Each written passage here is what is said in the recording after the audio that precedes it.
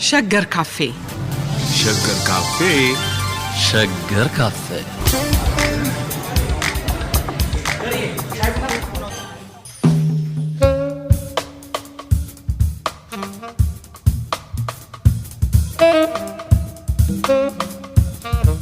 ጤና ይስጥልን አድማጮቻችን። ይህ ፕሮግራም በሸገር ካፌ የኢትዮጵያን የውሃ ሀብት የማልማትን ፍላጎትና እንቅስቃሴ ከተለያዩ አምዶች የሚመረምር የፖሊሲ አቅጣጫዎችን የሚጠቁም በጥቅል ርዕሱ ውሃና ኢትዮጵያ የሚል በሸገር 102.1 ሬዲዮና በጂአይሲሲ ትብብር በተከታታይ ሊቀርብ የታቀደ ፕሮግራም ማስጀመሪያ ነው። ጂአይሲሲ ገርድ በህዳሴ ግድብ ግንባታ ወቅት በአሜሪካ፣ በካናዳ፣ በእንግሊዝ፣ ኖርዌይና ሌሎችም ሀገሮች ተደራጅተው በህዳሴ ግድብ ዙሪያ ለሚነሱ ጥያቄዎች በጥናትና ምርምር ላይ የተመሰረተ ሙግት ሲያቀርቡ የነበሩ ባለሙያዎች ያቋቋሙት ድርጅት ነው። እነዚህ ባለሙያዎች የህዳሴ ግድብ ተጠናቋል፣ የኢትዮጵያን ውሃ ሀብት ከህልውናችን ጋር አያይዘን መወያየት፣ ሀሳብ ማመንጨት፣ የፖሊሲ ሀሳብ ማቅረብ ያስፈልገናል የሚል ሀሳብ ይዘው ሲቀርቡ ከውይይቱ ብዙ ጥቅም እንደሚገኝ በማመን የተቀበልናችሁ በደስታ ነው። ፕሮግራሙ የኢትዮጵያ የውሃ ሀብትም ሆነ የውሃ ሀብትን የማልማትን ፍላጎት ከተለያዩ አምዶች ማለትም ከጂኦፖለቲካው፣ ከኢኮኖሚ፣ ከአገልግሎት፣ ከጤና፣ ትምህርት በአጠቃላይም ማህበራዊ ጥቅም አንጻር ትንታኔ የሚያቀርብ ይሆናል። እንግዶቹን ላስተዋውቃችሁ የዛሬውን ዶክተር ጥሩሶ አሰፋ በትምህርታቸው በውሃ ሀብት ምህንድስና በአየር ንብረት ለውጥ ላይ በርካታ የምርምር ጽሁፎቻቸው የታተሙላቸው ሲሆኑ በዩኒቨርሲቲ ኦፍ ሳውት ፍሎሪዳ ያስተምራሉ። በዚሁ ስቴት በታምፓ ቤይ ውሃ መስሪያ ቤት አማካሪ ናቸው። የፍሎሪዳ ዋተር ኤንድ ክላይሜት አላያንስም ሊቀመንበር ናቸው። በጂአይሲሲ በኩል የዚህ ፕሮግራም አስተባባሪ ናቸው። ሹመት አላቸው ማለት ነው። አቶ ዳንኤል ጌታቸው በላንካስተር ዩኒቨርሲቲ ዲፕሎማሲና ዓለም አቀፍ ግንኙነት እንደዚሁም አሜሪካ ኤምቢኤ እና እንደዚሁም በሄልት ኬር ኤምኤ ሰርተዋል። በሂውስተን ቴክሳስ በሚገኘው ቤይሎር ኮሌጅ ኦፍ ሜዲሲን እንዲሁም ቴክሳስ ቺልድረንስ ሆስፒታል ሊድ አድሚኒስትሬተር ናቸው። ለልባቸው ቅርብ የሆኑት በህዳሴ ግድብ በሄሪቴጅ እና በጤና ጉዳዮች ላይ ተግተው ይሰራሉ። የጂአይሲሲ ሊቀመንበርና ፋውንደር ናቸው። እሳቸውም ስልጣን አላቸው ማለት ነው። ዶክተር ሰሙ አያሌው ሞገስ፣ ዶክተር ሰሙ ሞገስ ይሏቸዋል። የአያት ስማችን የቤተሰብ ስም ሆኗል ብዬ ነው። የትምህርት መስካቸው የውሃ ኢንጂነሪንግ ነው። የጥናት መስካቸው ሃይድሮሎጂ፣ የአየር ንብረትና የውሃ ሀብት ላይ ያተኩራል። በአሁኑ ሰዓት ቴክሳስ ዳላስ ከተማ ሲኒየር መሐንዲስ ናቸው። በዩኒቨርሲቲ ኦፍ ቴክሳስ አጃንክት ፕሮፌሰር ናቸው። በአርባ ምንጭ ዩኒቨርሲቲ እና በተለያዩ የአፍሪካ ዩኒቨርሲቲዎች አስተምረዋል። ዶክተር በለጠ ብርሃኑ እዚሁ ከአዲስ አበባ ስለሆኑ ቀረብ ስላሉኝ ነው መሰል የመጨረሻ ያረኳቸው። በአዲስ አበባ ዩኒቨርሲቲ እና በፍሎሪዳ ኢንተርናሽናል ዩኒቨርሲቲ የፒኤችዲ ዲግሪ ሰርተዋል። በስራ በኩል በአዲስ አበባ ኮሌጅ ኦፍ ቴክኖሎጂ አሶሺየት ፕሮፌሰር ናቸው። የጥናት መስካቸው ሃይድሮሎጂ እና የውሃ ሀብት ነው። በምግብ ዋስትና፣ በድርቅ፣ በተፋሰሶች ጥናት ላይ በርካታ ጽሁፎችን አሳትመዋል። ሁላችሁንም ከልብ አመሰግናለሁ። ውይይቱ የሚካሄደው በበይነ መረብ ነው። እኔና ዶክተር በለጠ ከሸገር ስቱዲዮ ሶስቱ ካሉበት ከአሜሪካ ሆነው ውይይቱ እናካሂዳለን። ፈቃዳችሁ ስለሆነ በዚህ ጉዳይ ለመወያየት በጣም አመሰግናለሁ።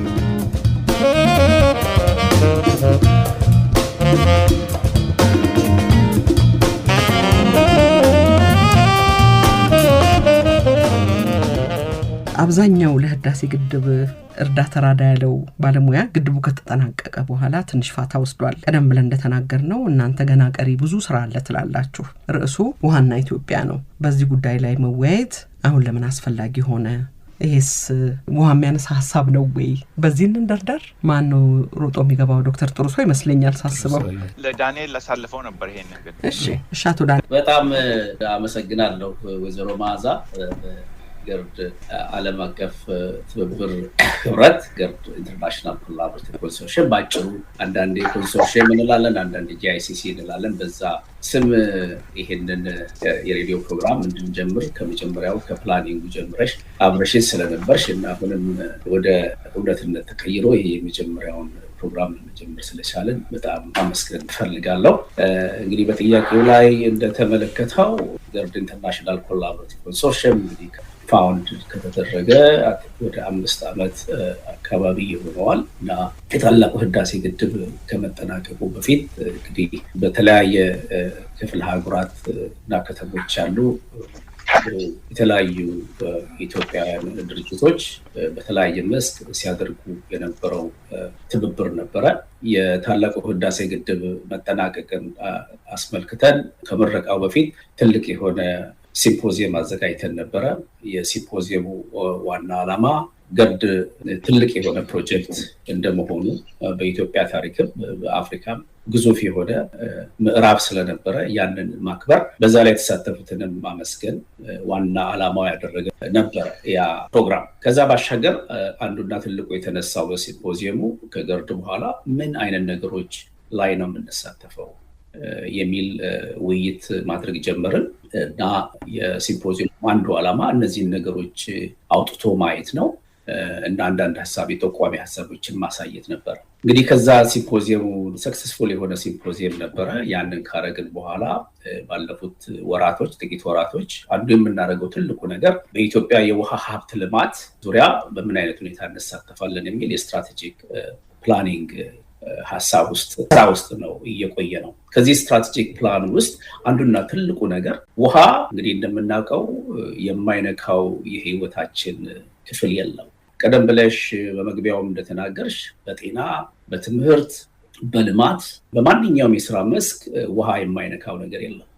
ውሃ የብዙ የህይወታችንን አቅጣጫ የመንካቱን ያህል ደግሞ በውሃ በኩል ሊመጡ የሚችሉ ቻሌንጆች ከክላይሜት ቼንጅ፣ ከፖፑሌሽን ግሮዝ፣ ከአርባናይዜሽን እና ከሌሎች መሰል ከሆኑ ነገሮች ጋራ በውሃ ዙሪያ የሚኖሩት ቻሌንጆች ከጊዜ ወደ ጊዜ እየሰፉ የመጡበት ጊዜ ነው። በመሆኑም እነዚህን በጣም ዝርዝር የሆኑ በጣም የሰፉ የሀገርን ሁኔታ፣ የቤተሰብን፣ የግለሰብን ህይወታ ሊወስኑ የሚችሉ ትልቅ የሆነ ጉዳይ ስለሆነ ይህንን በፕሮግራም ደረጃ ማየት ያስፈልጋል። ሌሎች የፖሊሲ ጉዳዮችን በሌሎች መስኮች በሪሰርች እና በሌሎች መንገዶች የምንሰራበት መንገድ ይኖራል። ግን በተመሳሳይ ደግሞ በእንዲህ አይነት ለዚሁ ዴዲኬትድ በሆነ የሬዲዮ ፕሮግራም ይህንን ነገር መነጋገር ያስፈልጋል። ኢትዮጵያ እንደ ሌሎቹ በተለይ ኢትዮጵያ በሆርን ኦፍ አፍሪካ እና በአፍሪካ ያሉት ብዙዎቹ ሀገሮች የውሃ ጉዳይ ትልቅ ቻሌንጅ እየሆነ የመጣበት ጊዜ ነው። እንደውም አሁን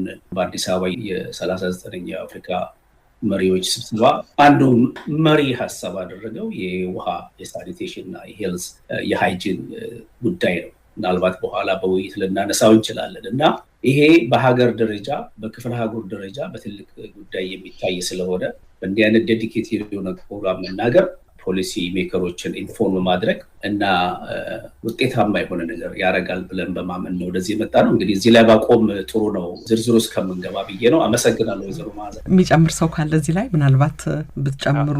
እኔ መጨመር እችላለሁ። እሺ ዶክተር ሰሙ።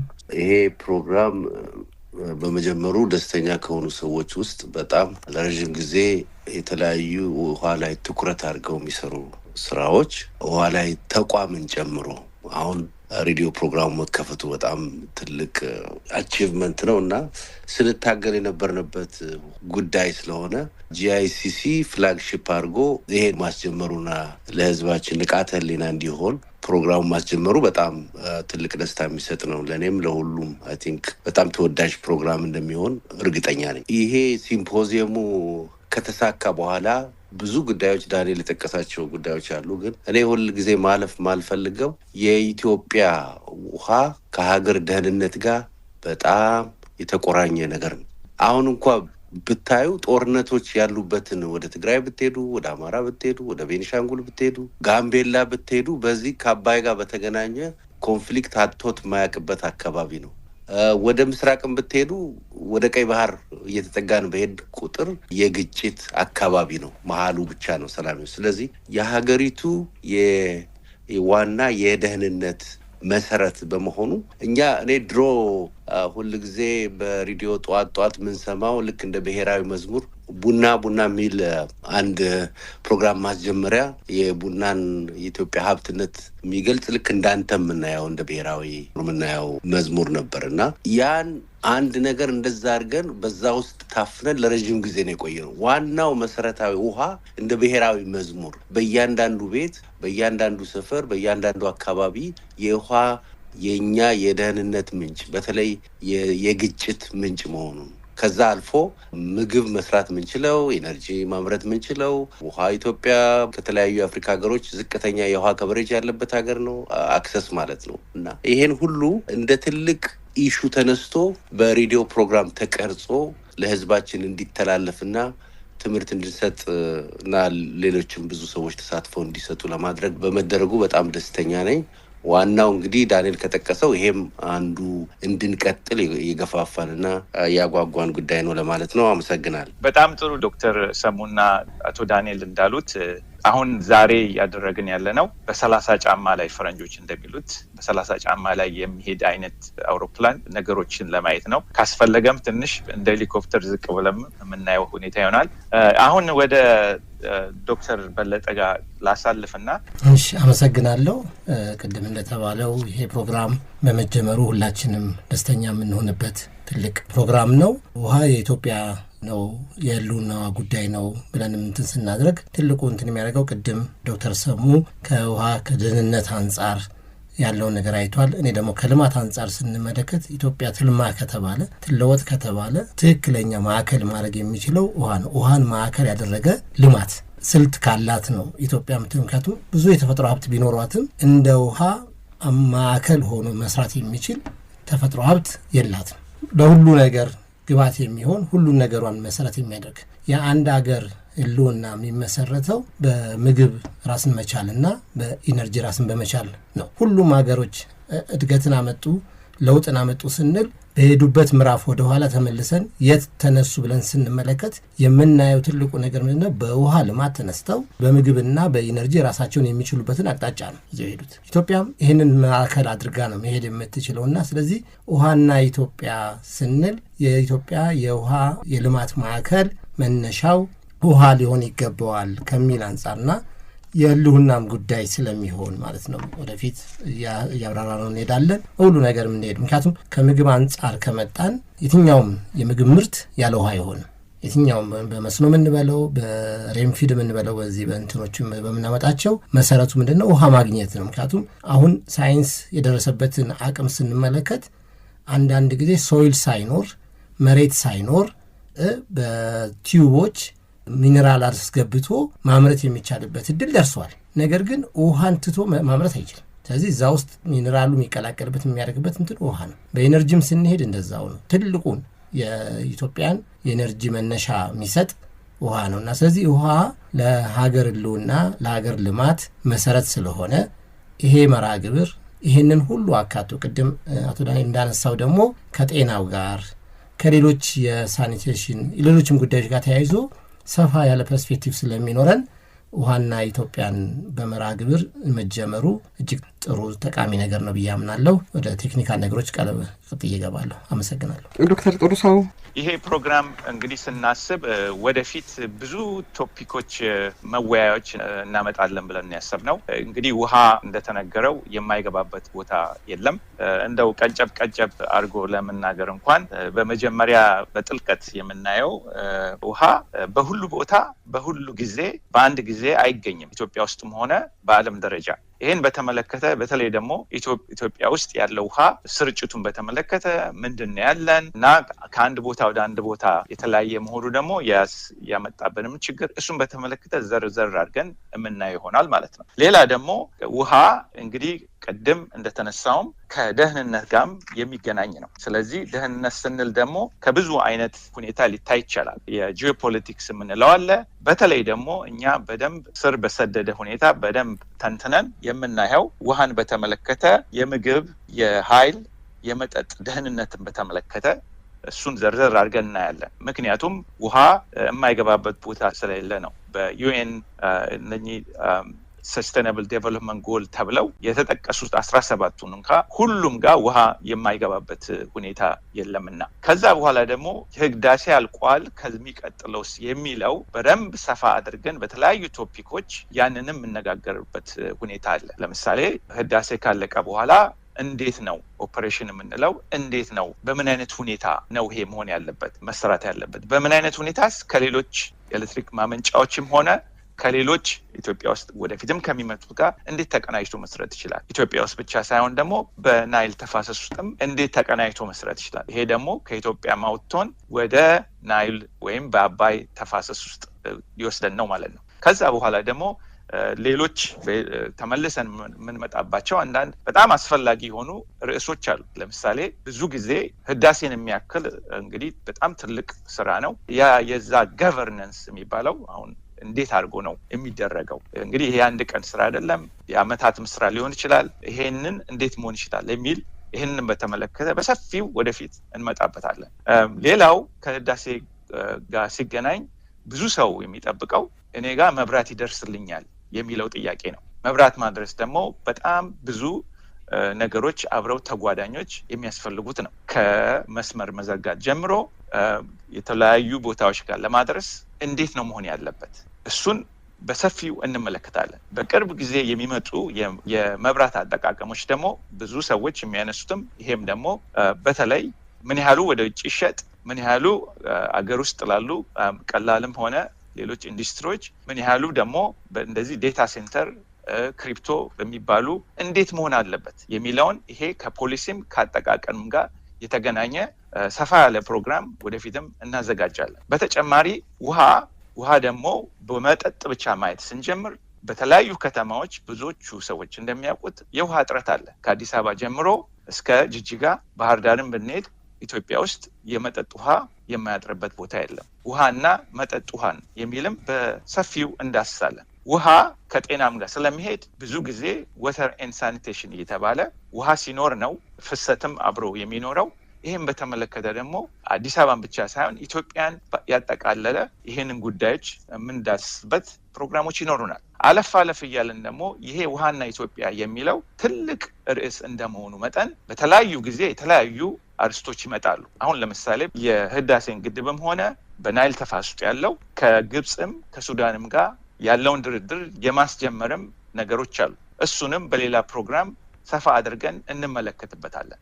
እንዴት መሆን አለበት? ምን አይነት ፖሊሲ አቅጣጫ መሆን አለበት? እንሂድም አንግባም የሚለው ራሱ አንድ ጥያቄ ነው። ድርድር ውስጥም ከገባን ደግሞ በምን አይነት ሁኔታ ነው? በፊት የተነሱ ጥያቄዎች ተመልሰዋል ወይ? ይሄንና ከዚህ ጋር ተጓዳኝ የሆኑ ሌሎች ጥያቄዎችን በሰፊው የምንዳስስበት ይሆናል። ስለዚህ ውሃና ኢትዮጵያ ስንል ጠቅለል ስናደርገው ውሃ የማይገባበት የለም። ከመጠጥም ከመብራትም ከምግብም አልፎ ሳይንስ እንደሚነግረን ሰውነታችንም እኮ ከ60 እስከ 70% ውሃ ነው። ስለዚህ ይሄንን በሰፊው የምንዳስስበት ፕሮግራም ይሆናል። ይሄን አጋጣሚ እንግዲህ ከዚህ ከጂአይሲሲ ጋር በመተባበር ሸገር ኤፍኤም በተለይ ደግሞ በሸገር ካፌ ይሄንን የረጅም ጊዜ እቅድ አውጥተን እንድንሰራ ስለተጋበዝን እኛም አብረን ለመስራት እድሉ ስለገጠመን በጣም ነው የምናመሰግነው። እኛንን ማመስገን ያለብን እንግዲህ ለዚህ በሰፊው ለተዘረዘረው ፕሮግራም ርዕሶች የተለያዩ ባለሙያዎች መጥተው ውይይቱ ይቀጥላል ማለት ነው። አድማጮቻችን በዚህ ውይይት ጥሩ እውቀት፣ ጥሩ መረጃ ታገኙበታላችሁ ብለን ተስፋ እናደርጋለን።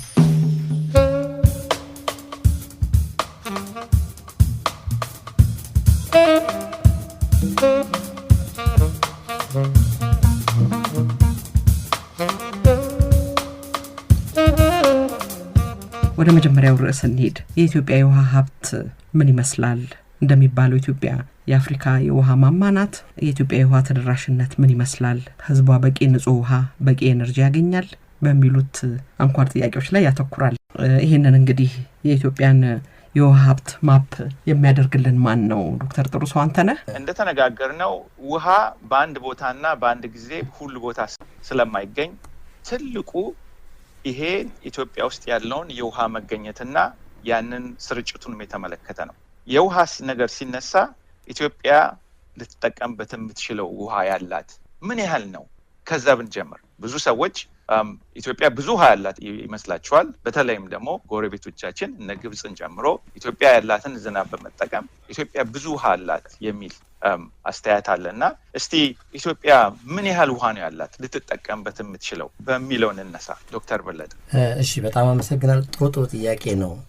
እኔ መጀመሪያ ርማዛ ካነሳችሁ ሀሳብ ልነሳ። እውነት ኢትዮጵያ የውሃ ማማ ናት ወይ ለሚለው መነሻ አሁን ልክ ነው። ኢትዮጵያ የውሃ ማማ ናት። ትልቁ ክፍተት ያለው ምንድነው? ማማነት ምን ላይ ነው የሚል ነው። ብዙ ሰው ክፍተት ያለበት እሳቤ የሚያመጣው የውሃ ማማ ማለት በርካታ ውሃ አላት የሚል መጠቀም ትችላለች የሚል እሳቤ እንዲፈጠር ነው የሚያደርገው። የውሃ ማማነት ግን የሚያመለክተው ምንድነው? ምንጭነትን ነው። ለውሃ ትልቅ ምንጭ ናት። በተለይም አጠቃላይ ይሄንን የምስራቅ አፍሪካን ይዘን ከዛም አልፈን እንደውም ወደ ሚድል ኢስትም ሄደን የዚህ የአረብ ፔኒንሱላን ሁሉ ይዘን ብንመለከት የንጹህ ውሃ ወይም ደግሞ የዚህ ፍሬሽ ውሃ የምንለው ምንጭ አሁንም አናት ኢትዮጵያ ናት።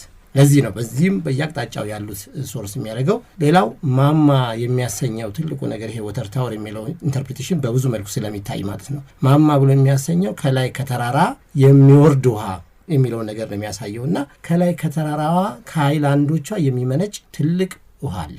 ይሄ ውሃ ግን ምንድነው? ለኢትዮጵያ ሀብት ነው ወይስ ምንጭ ነው የሚለውን መለየት ያስፈልጋል። እኔ ብዙ ጊዜ በተለያዩ ፕሮግራሞች ላይ አንስተናል።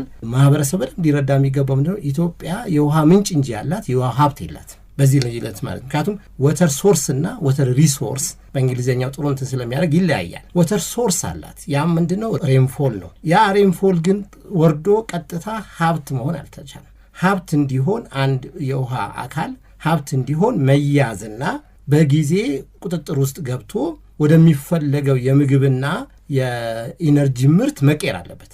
ወደ ምግብና ወደ ኢነርጂ ካልተቀየረ አንድ ውሃ ሪሶርስ አይሆንም ማለት ሶርስ ሆኖ ነው የሚቀረው ማለት ነው። ስለዚህ ከዛ አንጻር ነው ብዙ ጊዜ የተሳሳተ ግንዛቤ የተሳሳተ የሚያመጣው። ማማነት አለ፣ ምንጭነት አለ፣ ግን ወደ ሀብት አልቀየር ነው። ወደ ሀብት ያልቀየርንበት አብዛኛው ምክንያት ምንድነው ስንል አንደኛው የውሃው የምድራዊ ስርጭት ነው። ይሄ ምድራዊ ስርጭቱ ስንል ወይም ስፓሻል ስርጭቱ ስንል የሚያሳየን ነገር ምንድነው? ውሃችን በአብዛኛው ወደ ዌስት ያለ ሲሆን መሬታችን ደግሞ በአብዛኛው ያለ ወደ ኢስት ነው። እንግዲህ ምናልባት እዚህ ጋር እንደ ትሩፋት ላንሳና ቀደም ካሉ መሐንዲሶች ባለሙያችን መካከል ያው ባለፈው በኮቪድ ዘመን በህይወት ያጣናቸው ኢንጂነር ታደሰ ሀብተማን የሚባሉ አንድ የሚያነሱት ነገር አለ። እሳቸው በተለይ በዛ በዘመናቸው በዛ በለውጥም ዘመን በ1966 በነበረው ለውጥ ዘመን የሚያነሱትና እኔ እንዳብነት የወሰድኩላቸው ትልቁ ነገር የዛ ጊዜ መሬት ላራሹ ከምንል ውሃ ላራሹ ብንል ይሻል ነበር ይላሉ። ይህን የሚሉበት ትልቁ ነገር ምንድነው? ውሃችንን ወደ መሬታችን እንዲገባ ስላላደረግ ነው ስላልመጣ። ስለዚህ ምንድነው በዝናብ ማምረት ላይ ብቻ ተንተርሰን እንድንኖር ስለተደረግን የምግብም የኢነርጂም አጠቃላይ የውሃ ደህንነት እጥረት ውስጥ ገብተናል እና ይሄ ነው ትልቁ እንትን ያለንና ውሃ ምን ያክል ነው ስንል ያው ቅድም እንዳልኩት እንደ ምንጭ እስከ 990 ቢሊዮን ወይም ደግሞ አንዳንድ ጊዜ 1,000 ቢሊዮን ውሃ ከዝናብ በገጸ ምድሯ ላይ እናገኛለን። ይሄ በገጸ ምድሩ ላይ የምናገኘው ውሃ ከዝናብ የሚወርድ ውሃ ማለት ነው። አንዱ ትልቁ ችግሩ ምንድነው? የጊዜ ዲስትሪቢዩሽኑ ነው። አብዛኛው ይሄ ውሃ 70% የሚሆነው ወይም 80% የሚሆነው ለአንዳንድ ቦታ ውሃ በ4 ወራት ውስጥ በክረምት በምንላቸው በ4 ወራት ያውም ሰኔን ብዙ ሳይጨምር ከሐምሌ እስከ ጥቅምት ባሉት ጊዜያት ውስጥ ብቻ ይሆንና ይፈሳል። አብዛኛው ደግሞ መሬታችንን በአግባቡ ስላልተቆጣጠር ነው ስላላለማ ነው ምንድነው የሚሆነው? ሰርፌስ ፍሰት ሆኖ ወደ ወንዝ ይገባል። ወንዞቻችን ደግሞ አብዛኛው ወንዞቻችን ሁሉንም ማለት ይቻላል በአሁኑ ሰዓት ምክንያቱም በፊት እናስባቸው የነበሩት እንደ አዋሽ ሌሎችም እንደ ሆሞጊቤም ያሉ ወንዞችም አሁን ትራንስባውንደሪ የመሆን ካራክተራቸው እያደገ ነው የመጣው። ምክንያቱም ሌኮቹ ጋር ይገናኛሉ፣ ሌኮቹ ትራንስፈር ያደርጉናል። ስለዚህ ኦልሞስት ሁሉም ወንዞች ማለት ይቻላል ትራንስባውንደሪ ናቸው። ስለዚህ ምን ይሆናል? የኢትዮጵያ ውሃ ኢትዮጵያ ላይ ከፈሰሰ በኋላ ወደ ሀብት ሳይቀየር ወደ ለውጥ ሳይመጣ ወዴት ይሄዳል? ወደ ጎረቤት ሀገሮች እና ወደ ሌሎች ሀገሮች ይሄዳል። ለዛም የተለያዩ ችግሮችን የሚያመጣ ይሆናል እና ይሄ የቦታና የጊዜ ስርጭቱ እጥረት ነው ትልቁ ችግር የሚኖረው እንጂ ውሃ እንደ ሀብት እንድንቀይረው። ስለዚህ ምን ማድረግ ይኖራል ወይስ እንዴት ነው የምናስበው ይህንን ሀብት ስንል አንዱ ትልቁ ነገር ማልማት ነው። ይቅርታ እሺ፣ ጥሩ ዶክተር በለጠ መሬታችን ያለው ወደ ምስራቅ ነው፣ ተፋሰሱ ያለው ውሃው ደግሞ ወደ ምዕራብ ነው። በደንብ እንዲገባል። እሺ፣ በጣም ጥሩ። እሱ ምንድነው አብዛኛው ሊለማ የሚችል ሰፊ ገጸ ምድር ያለን ከዚህ ከተዳፋት ከሆነው ስሎፑ በጣም አስቸጋሪ ሆነው ለእርሻ እንትን የሆነው የሃይላንዱን ትተን ወደ ሎላንዱ ነው። ሎላንድና ሃይላንድ እንግዲህ ምንድነው? ዝቅተኛ መሬትና ከፍተኛ መሬት ያለበት። ውሃው ዝናቡ በአብዛኛው ያለው ከፍተኛው መሬት ላይ ነው፣ ተራራዎቹ ላይ ነው። እኛ አብዛኛው ኢትዮጵያዊ የኖረበት ያለው ለብዙ አመታትም ኤግዞስቲቭሊ የለማ የተጠቀምንበት ማለት ነው፣ ብዙ የተጠቀምንበት ነው። ወደታች ያለው ይሄ የአፋርን የሶማሌን በታችም ይዘን ወደዚህ በቦረናም ሳይድ ያለው ሁሉ ጊዜ በችግር በድርቅ ቅጣት እንትን ውስጥ የሚመዘገብ ነገር ግን ትልቅ መልማት የሚችል መሬት ያለው ሰፊ የእርሻ ልማቶችን ልናስፋፋበት የምንችል። ለዚህ ነው ኢንጂነር ታደሰ ወደዛ ውሃችን ማልማት እንደውም አንድ እንትን ነበራቸው ምናልባት ከዚህ በፊት ቀርቦ ይሁን አላቅም 1996 ይመስለኛል ለ2020 ለኢትዮጵያ የምግብ ዋስትና ማረጋገጥ የሚያስችሉ ብለው 4 ትልልቅ ሜጋ አሁን እንደ ህዳሴ ሜጋ ፕሮጀክት መስራት ስላልጀመርን የዛ ጊዜ ደንግጠው ብዙ ባለሙያ የተውት ይሄ የማይታሰብ ተግባራዊ የማይሆን ነገር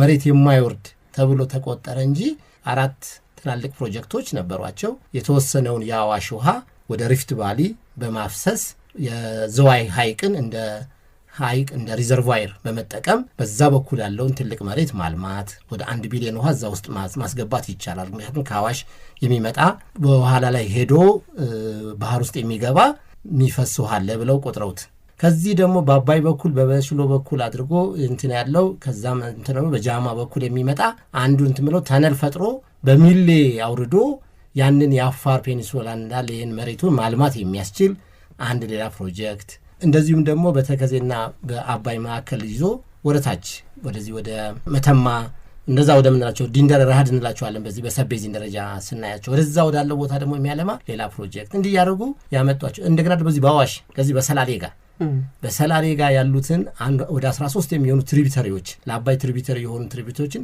በካናል ብቻ ቀልብሶ ይህንን የእንጦጦን ተራራ በተነል አሳልፎ ወደ አዋሽ ወደ መተሐራ በታች አድርጎ ማልማት የሚያስችል ጥሩ ፕሮጀክቶች ያሏቸው አይ ቲንክ ዶክመንተሪ ነው በራሳቸው ባይታተምም ፐብሊሽ ባይደረግም በራሳቸው ግን እንደ ቡክሌት አሰራጭተውታል። አንዳንዶቻችን አለን እሱ ኮፒ ለወደፊት የሚጠቅመናል ብለን እናስባለን። ለአንዳንድ ጥናቶችም ግባት አድርገነዋል እና ይሄንን ነው ውሃው ሲኖር ምንድነው አሁን ቅድም ጥሩ ነገር ያመጣ ነው ውሃው በምዕራብ ነው ስንል አብዛኛው ውሃችን ያለው አባይ ቤዚን ውስጥ ነው የአባይ ተፋሰስ ውስጥ ነው። እንደው በቁጥር አንጻር ስንመለከት ወደ 54% የሚሆን የሰርፌስ ወተር ምንለው ይሄ የገጸ ምድር ውሃ የምንለው ውሃ ያለው አባይ ቤዚን ውስጥ ነው። ቀጥሎ ያለው ደግሞ እዚሁ ባሮ ነው። ቀጥሎ ደግሞ በተወሰነ መጠን ያለው እዚሁ ተከዜ ነው። እነዚህ አንድነት ተደምረው የ70-80% የኢትዮጵያን ውሃ ወደ ናይል ይዘው ይሄዳሉ ወይም ደግሞ ወደ ሱዳንና ግብጽ ይዞት የሚሄዱበት ውሃ ለማለት ነው። መሬቱ ግን ያለው በአብዛኛው ወደዛ ነው። አዋሽ እንውሰድ። አሁን አዋሽ ትልቅ የለማ ነው እንለዋለን ብዙ ጊዜ ግን አቅሙን ስንመለከት አሁን በገጸ ምድር ገጽ መሬት ውሃ ስናየው የምንመለከተው 4.6 አንዳንድ ጥናቶች ትንሽ ከፍ ያደርጉታል በአንዳንድ ሰርፌስ ላይ የሚመጡትን እንትኖች እንዳሉ ግን በአማካኝ በጋራ የሚታወቀውን ቁጥር ብንወስድ 4.6 ቢሊዮን ውሃ ብቻ ነው ያለው ለዚህ ሁሉ ለአፋር መሬት ማለት ነውና በቂ አይደለም። አሁን አዋሽም ሙሉና አልማ ብንል አንችልም። አሁንም ራሱ እንኳን እጥረት አለበት እየተባለ ነው። ገና ግማሽ ያክል አልምቶ ማለት ነው የሚቻለውን ያክል ሳያለማ የቀር። ለዚህ ነው ውሃችን ያለው በምዕራብ መሬታችን ያለው በምስራቅ የሚለውን ሐሳብ እንትን ያሉት እኔም የተጋራኋቸው ለማለት ነው። ጥሩ ስርጭትና ገጽ ይሰጣል ብዬ አስባለሁ። ይህንን ግን መለወጥ ይቻላል። ልክ ኢንጂነር ታደሰ እንዳነሱት ማልማት ብንችል በተለይም ደግሞ መገደብ ብንችል ኢትዮጵያን ለውጥ የሚያመጣላት ትላልቅ ግድቦችን በመስራት ነው። ይህን ግድቦች በመስራት ውሃውን ተቆጣጥራ ምንጭ የነበረውን ወደ ምን መቀየር ትችላለች? ወደ ሀብት መቀየር ትችላለች ማለት ነው። ለምን በክረምት በ4 ወር በ3 ወር አንዳንድ ቦታ ላይ ያለውን ውሃ ፍሰት ይዘነው በጋውን ሁሉ እንዲፈስ ካደረግነው ብዙ መሬት ማልማት እንችላለን፣ ብዙ ኢነርጂ ማልማት እንችላለን። ይህን መሰረት በማድረግ ውሃ ሀብታችንን የተሻለ መጠቀምና ወደ ሀብት መቀየር ያስፈልጋል ለማለት ነው። ስለዚህ የኢትዮጵያ የውሃ መጠን በስርጭትም ኢቭን ያልሆነ ወይም ደግሞ የተዛባ በመሆኑ ምክንያት በቂ ውሃ አላት የምትባል ሀገር አልሆነች። መሰብሰብ ደግሞ ስላልቻለች ምክንያቱም ዋናው መለኪያ የሚሆነው መሰብሰብ ስለሆነ መሰብሰብ ደግሞ ስላልቻለች በቂ አሁን በነፍስ ወከፍ ምን ያክል ውሃ አለን ብለን ስናስብ ኢትዮጵያ አሁን እንደውም ህዳሴ ከተጨመረ በኋላ ነው። ከዛ በፊት እንደው 100% እንትን ነበር ፐር ካፒታ ሜትር ኪዩብ ፐርሰንት። አሁን ህዳሴ ከተጨመረ በኋላ እንኳን ያዛ የሚጠራቀመውን እንደ ሀብት ወስደነው ወደ 250 ሜትር ኪዩብ ፐር ካፒታ ነው ከሁሉም እንትኖች በታች ማለት ነው። አሁን ከሰብሳራም ካሉ አገሮች ብንወስድ እንደነ ሳውዝ አፍሪካ ምናምን ብንወስድ 498 500 ሜትር ኪዩብ ፐር ካፒታ ነው ያላቸው።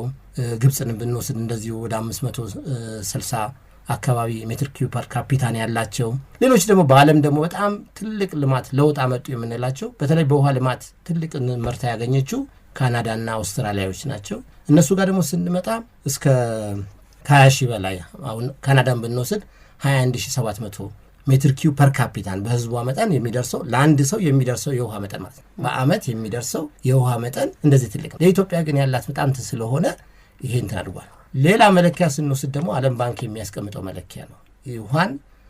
የውሃ እጥረት ያለበት የሌለበት አገር ብሎ ሲከፍል የሚከፍለው ምንድነው? የዚህ አጠቃላይ የፍሬሽ ውሃ ከካፒታል በቶታል ከፖፑሌሽኑ አንጻር ሲካፈል የሚኖረው ነው።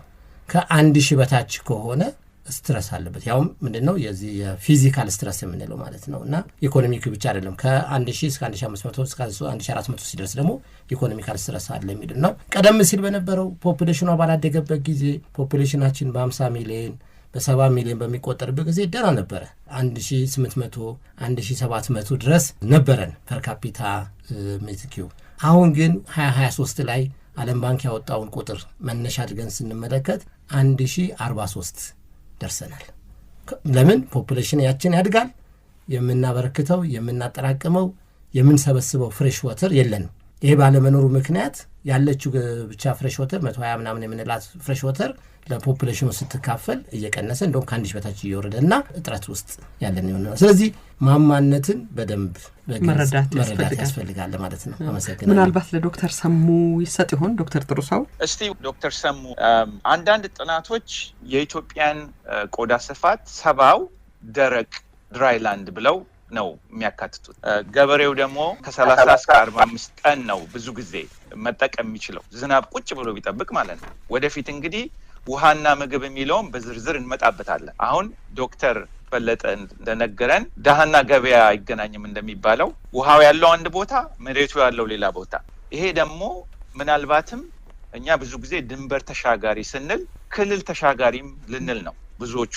ምክንያቱም ክልልም የሚሻገሩ ስለሆኑ እኔ እስከማውቀው ድረስ በአገሪቷ በከፍተኛ ደረጃ ያንን የተመለከተ ህጎችም ያሉ አይመስልኝም። የዚህ የክልል ተሻጋሪዎችንም ምንስ መሰራት አለበት የሚለውን ዶክተር ሰሙ አንተ እዚህ ላይ ብትጨምርበት።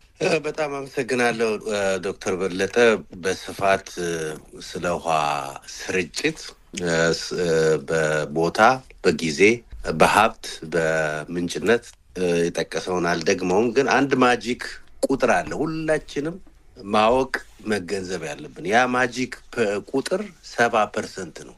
ያ 70% ውሃችን በምዕራብ የተከማቸ ነው። 70% ቅድም ዶክተር ጥሩሰው እንዳልከው 70% የሀገሪቱ መሬት በተለያዩ ሊትሬቸሮች ስትሄድ ድራይላንድ ነው። በኢስት ያለው ድራይላንድ ነው። ሌላውስ ምንድን ነው? የኢትዮጵያ በጊዜ ስርጭት የኢትዮጵያ ውሃ 70% ውሃ በ3.25 ወር ወይም እንደዛ አካባቢ የተሰራጨ ነው። ምን ማለት ነው? 70% ሌላው ጊዜ ደረቅ ነው ማለት ነው። ገበሬው አምራቹ ምርቱን ካመረተ በኋላ ብዙ ጊዜ አለው ማለት ነው። ወደሚቀጥለው የማምረት ጊዜ ለመሄድ ገና ዝናብ ጠብቆ መጣን ነው። ስለዚህ ይሄ ማጂክ ነምበር የሚጠቅመው ለምንድን ነው? 70% ውሃ በዌስት ከተሰራጨ በኢስት ያለው ሀብቴ ነው ብሎ ካሁኑ መጠየቅ አለበት። በሶማሊያ ያለው፣ በደቡብ ያለው፣ በሰሜን ያለው በአጠቃላይ የዚህ ውሃ ምግቡ ተመርቶ ኃይሉ ተመርቶ የሚሄደው ከዚህ ከ70% ውሃ ምንጭ ነው። ስለዚህ ውሃውን እንኳ ትራንስፈር ማድረግ ባንችል ግን ፉድ ኢነርጂ ፍላክሱን የተመረተውን ምግብ የተመረተውን ኃይል ፍላክሱ ወደዛ ነው የሚሄደው። ስለዚህ ሶማሌ ጫፍ ያለው ኢትዮጵያዊ ሴንስ ኦፍ ኦነርሺፕ ሊሰማው ይገባል። ካሁን ድሮ ጀምረን አላስተማር ነው። ይሄ ሀብትህ ሎክድ የሆነው እዛ አካባቢ ነው። ሀብትህን ጠብቅ፣ ሀብትህን ተጠቀም። ልክ ገርድ ላይ እንዳዋጣ ነው በዛ መሰረት አዋተን ለእርሻም ለኃይልም መስፋፋት እንዲችል ማነቃቃት አለብን ህዝባችን። የት አሁን እንደምናውቀው ሚኒራል ሲወጣ ብቻ ነው ሁሉም ሰው የአካባቢ ላይ ፎከስ የሚያደርገው። ውሃ ያለበት አካባቢ ፎከስ በተለይ በአፍሪካ ኮንቴክስት ያን ያክል ብሉ ጎልድ በሚቀጥሉት 50-100 ዓመታት ትልቅ ወርቅ ምናልባትም በሜትር ኪዩብ መሸጥ ካለበት ለሚቀጥሉት 50-100 ዓመታት ሊሸጥ የሚችል ሀብት ነው። ምክንያቱም ውሃ ህይወት ነው። ከውሃ ውጪ ከኦክሲጅን ቀጥሎ የሰው ልጅ ያለ ውሃ መኖር አይችልም። ስለዚህ ይሄን ነገር አይ ቲንክ እነዚህ 70 ማጂክ ቡሌት ናት። 70% ውሃ ያለው በምዕራብ ነው። ብዙ ህዝብ ያለው በምስራቅ ነው። መሬቱ ያለው በምስራቅ ነው። 70% ደግሞ ውሃው በ3 እና በ4 ወር የሚመጣ ነው። በዚህ መሰረት ይሄን ተገንዝበን ይሄ ያልተጠቀምነው ቅድም ዶክተር በለጠ እንዳልከው ሀብታችንን በጊዜም በቦታም ማከማቸት የምንችልበትን ሁኔታ መፍጠር አለብን። የወርልድ ባንክ ጥናቶች የሚያሳዩት ብዙ ሪሰርቾች የሚያሳዩት ኢትዮጵያ ውስጥ ውሃ ስቶሬጅ ኮንቲኒ የሚባል ኮንሴፕት አለ። ከእርሻ መሬት ጀምሮ ከትንሽ ፖንድ ከማይክሮዳም ወደ ላይኛው ትልልቅ ግድቦች ድረስ በተለያየ አካባቢ መስራት የሚያስችል አቅም አለ። በዛ መሰረት ነው ውሃችንን ወደ ኢኮኖሚ ልንቀይር የምንችለው፣ ወደ ሀብት መቀየር የምንችለው። ይሄን ለማለት ነው። ሌላው ለመጥቀስ የፈለጉ ኢትዮጵያ ውስጥ እውነቱን ለመናገር ፖሊሲ አለ። ናሽናል ወተር ፖሊሲው ዶክተር በለጠም ታግዘኛለ። በ2001 አካባቢ ትራንስ ባውንደሪንም ሪጂናል ከክልል የሚፈሱ ወንዞችንም ገቨርን ሊያደርግ የሚችል ፖሊሲ አይ ቲንክ ለብዙ ጊዜ ለማረም ሪቫይዝ ለማድረግ እየተሞከረ ነበር። ይጽደቅ አዲሱ አላውቅም። ሆኖም ግን ፖሊሲ ማዕቀፎች አሉ። ያ ፖሊሲ ማዕቀፍ ለአሁኑ ሪያሊቲ አሁን ላለው ህዝብ አሁን ላለው አካባቢው ሪጂናል ኢሹስ ይፈታል አይፈታም፣ ያ እንግዲህ በዚህ ለ21ኛው ክፍለ ዘመን በሚመች ፖሊሲው መቀረጽ አለበት። ውሃችን ከደህንነት ከልማት ብዙዎቻችሁ እንዳላችሁት አኳያ መቀረጽ ያለበት ይመስለኛል። ይሄን ለማለት ነው። ዶክተር በለጠ ካስቀመጥከው ጋር ትንሽ ለመጨመር ነው። አመሰግናለሁ። አንድ 7 ልጨምርልህ።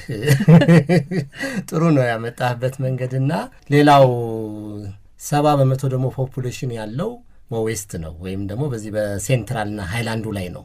30% ነው ፖፑሌሽን እዛ 70 ድራይላንድ ያልነው ቦታ ላይ ያለው ፖፑሌሽን እና ምንድነው አብዛኛው ሶሳይታችን ደገኝነት ካራክተሪስቲክስ ያለው በመሆኑ ምክንያት ወደ ታች ወረድ ብለን ለማልማት አልተቸገርንም። አሁን ሌሎቹ ሀገሮች በእውነት ለመናገር ለውጥ ያመጡት ውሃው ከመሬቱ ጋር እንዲገናኝ በማድረግ ነው። አሁን እንደው ከጎረቤታችን ሁሌም እንደው እንደ ባላንጣነት ብቻ ሳይሆን እንደ ትምህርት የምንወስድባት ግብጽ መልማት የቻለችው አስዋንን ግድብ አፕስትሪም ላይ ገድባ አዘጋጅታ እንዳለ ወስዳ ቆላው ላይ ስላፈሰሰችውና አግሪካልቸሩ መቀየር ስለቻለች እንትን የሆነችው ከተሞቹን መቀየር ስለቻለች ነው እንትን ያደረገችው። ስለዚህ አሁን እኛም ቆላውን ትተን ወደ ደጋው ብቻ የተሰበሰብን ሃይ ፖፑሌትድ የሆነው ሶሳይቲ ያለው እዛ አሁን አንተ ቅድም እንዳልከው ውሃ አለበት የሚባልበት ግን ለመልማት ችግር ያለበት ቦታ ላይ ለመሆኑ እንደው አንድ እንትን ለመጨመር ነው። ከዚሁ ጋር ያይዤ አሁንም አንድ ጥሩ ነገር መጨመር የምፈልገው ኤክስፒሪየንስ ነው።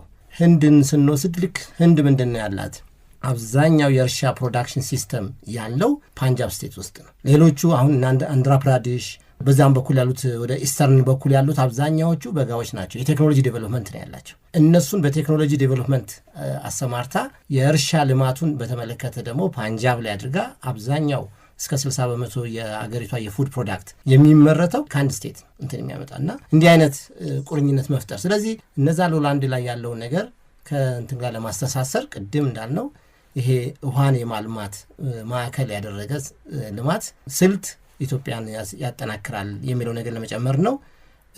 እውነት ነው ዶክተር ሰሙ እንዳነሳኸው አንድ ነገር እዚሁ ላይ እንደው ማገዝ የምንችለው ፖሊሲ ላይ ችግር የለብንም። ከኮንስቲቱሽናችን ጀምሮ ውሃን ማልማት እንደሚያስፈልግ የውሃ ልማት ይሄ ኢንተግሬትድ የምንለው የውሃ ልማት ስልት ወይም ደግሞ አይዲያል ሬም እንድንከተል ጋይድ ያደርጋል፣ ይመራል። ከዛ ተያይዞ አንተ እንዳነሳው ቀደም ሲል የወጣ 2001 ላይ የወጣ ፖሊሲ ነበረ። እሱ ሪቫይዝ ተደርጎ አሁን እንደገና 3ኛ ሪቪዥንም ተሰርቶለት ላስት ይር ኢምፕሩቭ የተደረገበት አለ። ከዛ ቀጥሎ ደግሞ ሌላ ምንድነው ስትራቴጂ አለ።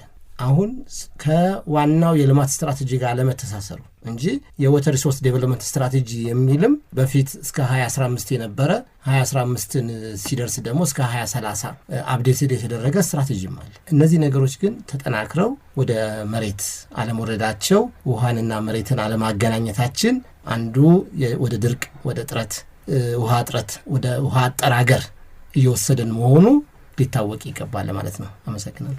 ዶክተር በለጠ አንድ ጥሩ ሰው ያነሳው ያልመለስነው ጥያቄ አለ።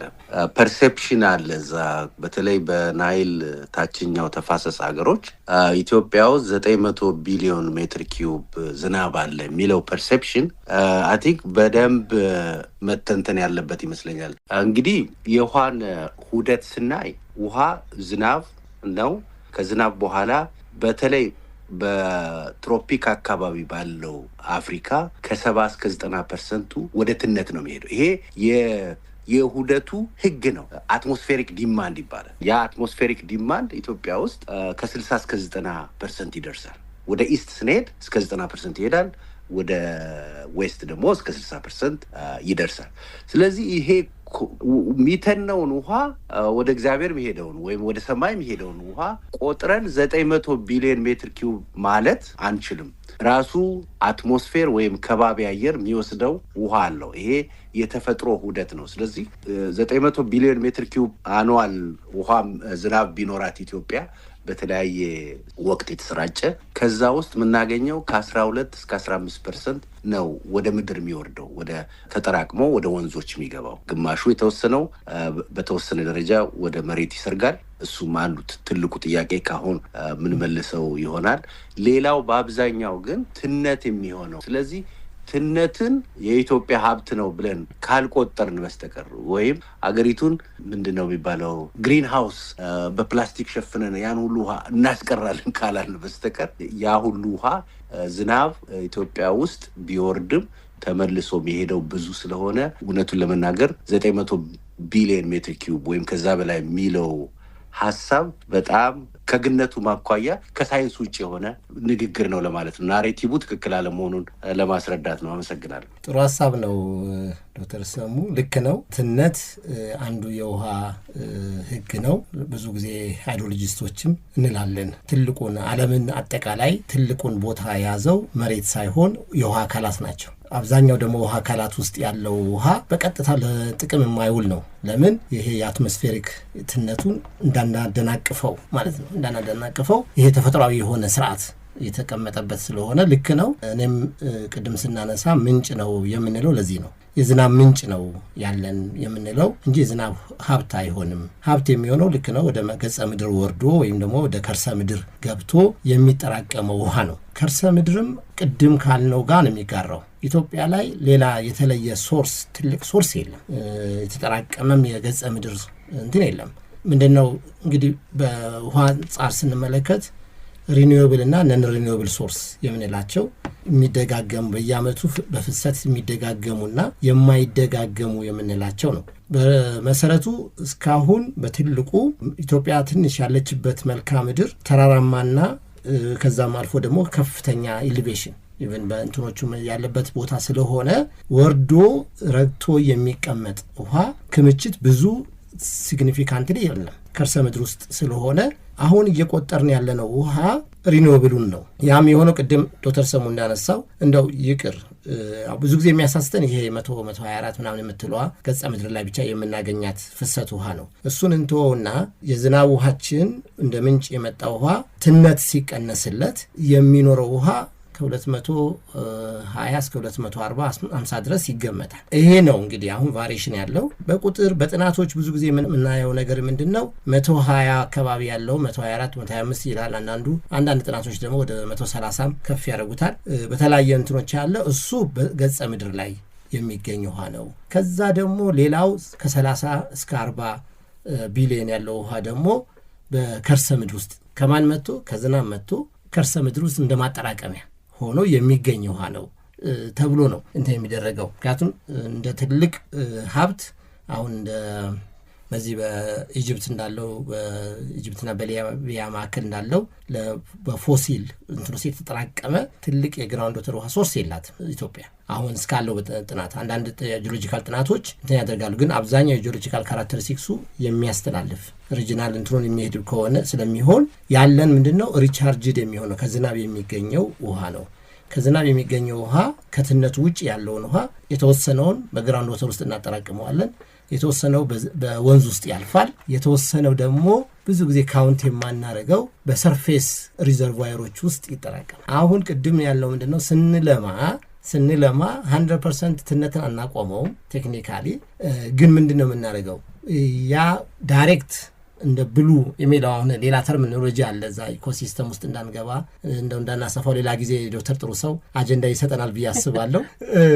ብሉና ግሪን ዋ የሚባል እንትን በተለያየ ዘርፍም አለ። ይሄ ብሉና ግሪን በመጠጥ ውሃ በእንትን ኢኮሲስተም ሲታይ ሌላ ካራክተሪስቲክስ አለው። በሃይድሮሎጂ ደግሞ ስናየው ምንድነው ኢነርጂና መሬት ፉድ አምርቶ ኤቫፖሬት ሲያደርግ ውሃ ግሪን እንለዋለን።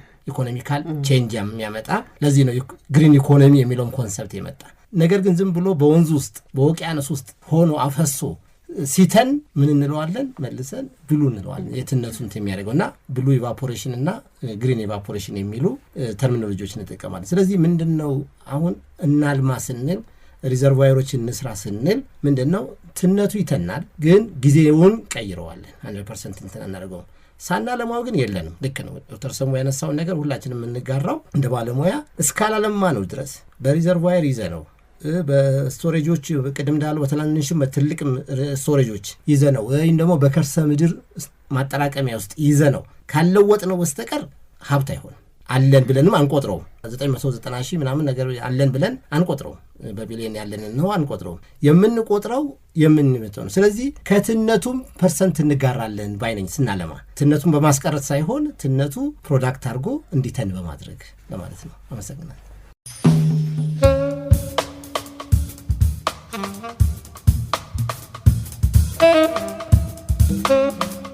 አድማጮቻችን በሸገር 102.1 እና በጂአይሲሲ አባላት በትብብር የሚቀርበው ውሃና ኢትዮጵያ በሚል ርዕስ የተዘጋጀው ውይይት ይሄ የመጀመሪያው ሳምንት ነው። ሁለተኛው ክፍል ሳምንት ይዘንላችሁ እንቀርባለን። ለዛሬ የተዘጋጀው እዚህ ላይ ያበቃል።